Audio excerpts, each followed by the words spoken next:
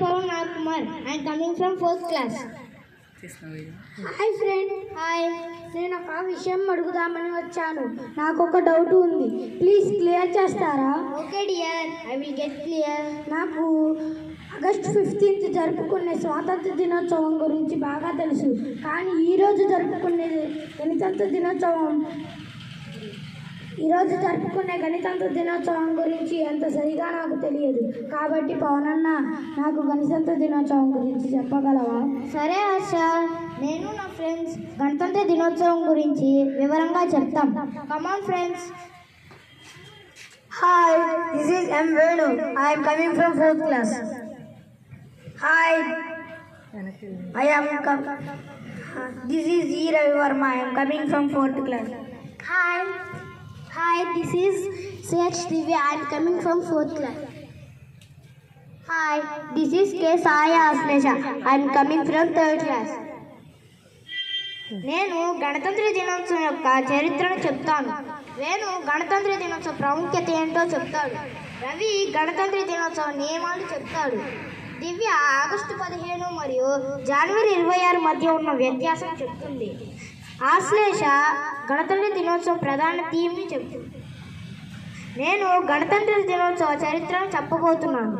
భారతదేశంలో గణతంత్ర దినోత్సవాన్ని భారత రాజ్యాంగం వచ్చిన రోజైన జనవరి 26ని జరుపుకుంటారు. ఇది భారతదేశ క్యాలెండర్లో అత్యంత ముఖ్యమైన మరియు ప్రతిష్టాత్మకమైన సందర్భాలలో ఒకటి. గణతంత్ర దినోత్సవం జనవరి 26 1950న భారత ప్రభుత్వ చట్టం 1935కు బదులుగా భారత రాజ్యాంగం అమలులోకి వచ్చిన చారిత్రాత్మకమైన ఘట్టాన్ని గుర్తు చేస్తుంది.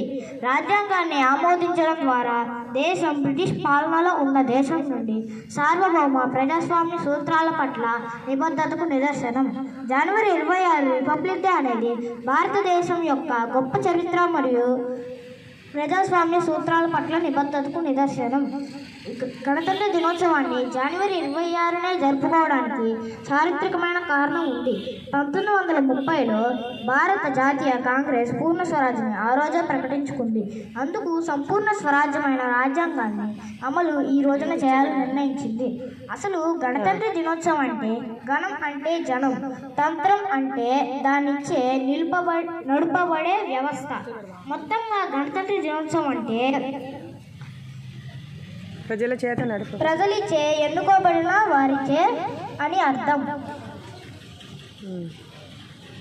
నేను గణతంత్ర దినోత్సవం యొక్క ప్రాముఖ్యత ఏమిటో చెప్తాను.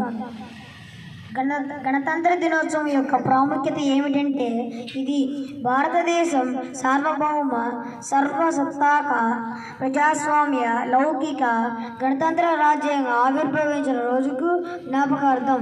ఇది బ్రిటిష్ పాలన నుండి సార్వభౌమ దేశానికి మారడాన్ని సూచిస్తుంది. రిపబ్లిక్ డే అనేది స్వేచ్ఛ, హక్కుల మరియు విధులకు సంబంధించిన వేడుక.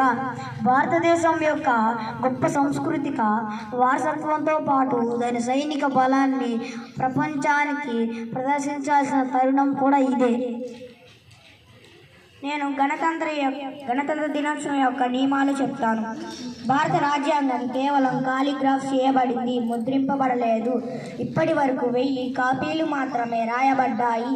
ఈ రోజున అర్హులైన అభ్యర్థులందరికీ పరమవీర్ చక్ర, మహావీర్ చక్ర, కీర్తి చక్ర, అశోక చక్ర వంటి శౌర్య పురస్కారాలతో సత్కరించడం జరుగుతుంది.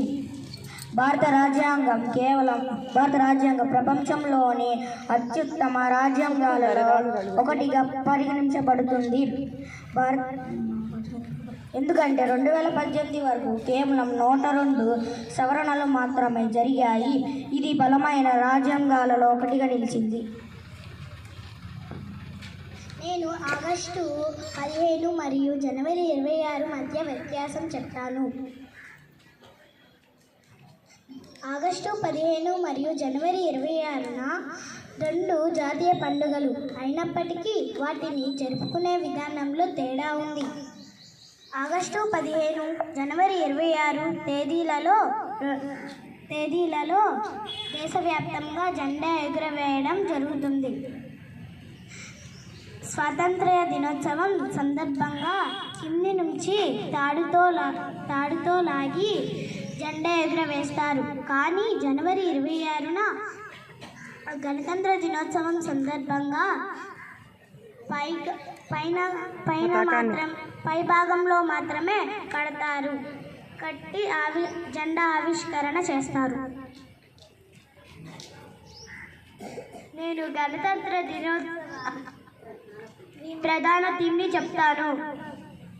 భారతదేశ గొప్ప సాంస్కృతిక వారసత్వాన్ని మరియు ఉజ్వల భవిష్యత్తు కోసం ఆశలను చూపుతూ స్వర్ణిం భారత్ విరాసత్ ఔర్ వికాస్గా తీసుకున్నారు. ఈ సంవత్సరం మన గణతంత్ర దినోత్సవ వేడుకలకు ముఖ్య అతిథిగా ఇండోనేషియా అధ్యక్షుడు ప్రభువో సుబియాంటో గారు ముఖ్య అతిథిగా పాల్గొంటారు.